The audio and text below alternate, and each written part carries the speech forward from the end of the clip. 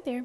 Today's tutorial covers how I paint skies, including stars, clouds, and one singular sky based off of a reference photo.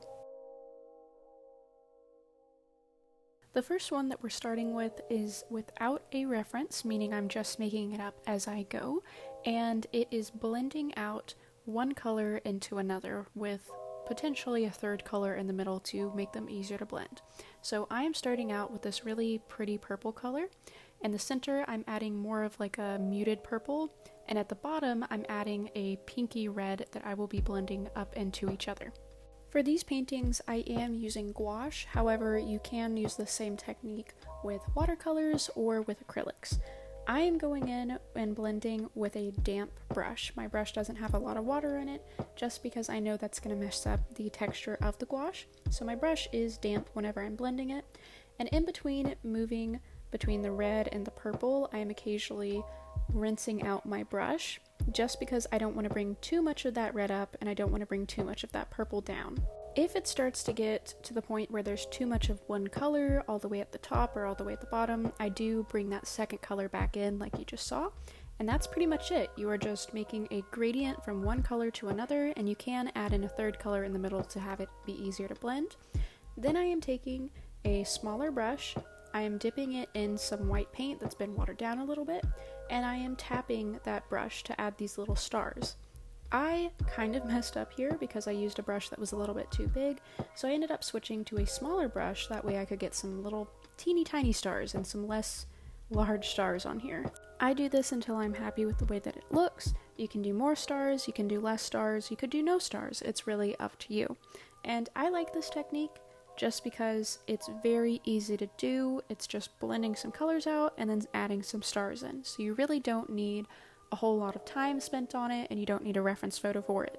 This next painting is also done without a reference, and it's kind of like a morning or evening cloudy sky. You can do this with really any color that you want because the principle of it is the same. The top portion I'm having be a light blue, the bottom portion is a dark blue. You're going to blend those, kind of like what we just did with the purple and the red.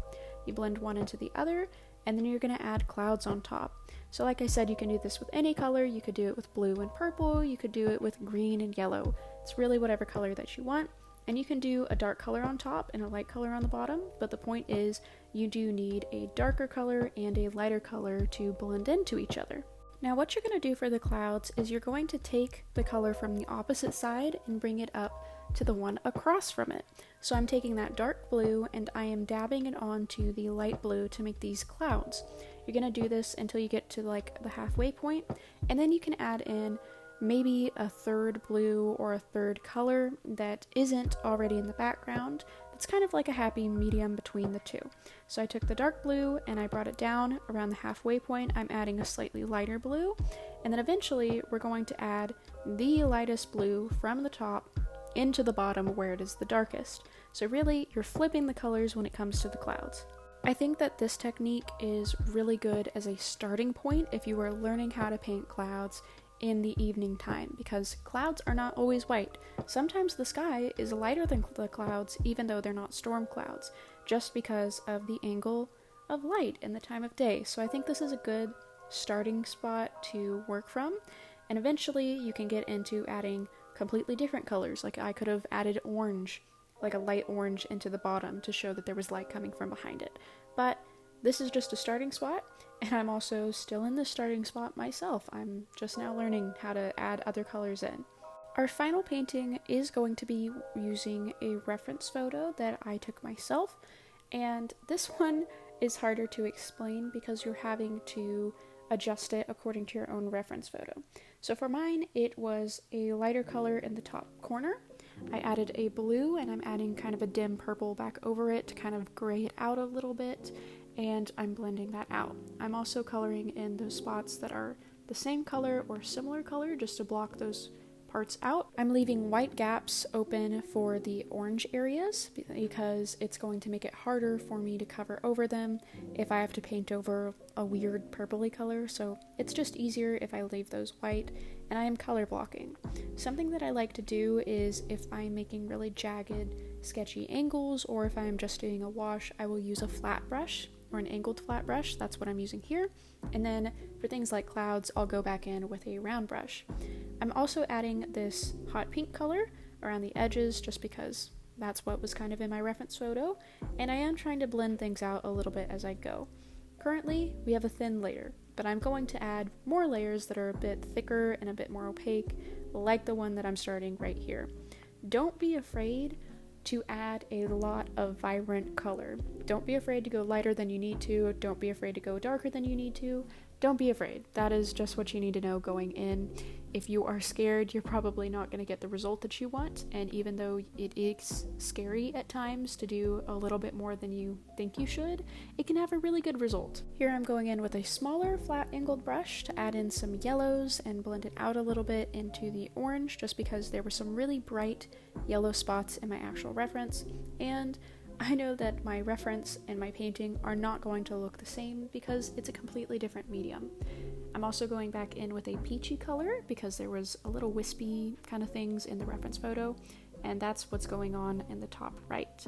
Like I said, my painting is not going to look like the reference photo, and I'm okay with that because this is made to be a painting, not a picture. I am going back in and darkening some things because something that I've learned is if you can't go lighter than the color white, you can always go darker, and when you make things around the white darker, it makes the white or the light color appear lighter. So that is something to note, that sometimes your painting might be a little bit darker than the reference photo if you use that technique, just because your whites can only be so white compared to a reference photo or real life. I am not showing how I really paint daytime skies just because how I normally do it is by making the entire sky gray and just maybe varying it a little bit, but that's nowhere near as fun to show you as maybe like sunset or sunrise paintings. However, if you are interested in how I paint normal skies with like the daytime, having a gray sky or maybe having a somewhat blue sky with clouds, I can definitely do that. Just let me know. If you would like to see this painting as a print option for my Etsy shop, please let me know in the comments below and I will see if I can get that uploaded in our next Etsy update. And if you want to support me but you can't afford to commission me or maybe afford to get a print, I do have a Ko-fi page where you can give me a tip for as little as $1. I hope that you found this video helpful. Let me know if there's anything else you want to see, and I will see you later. Bye.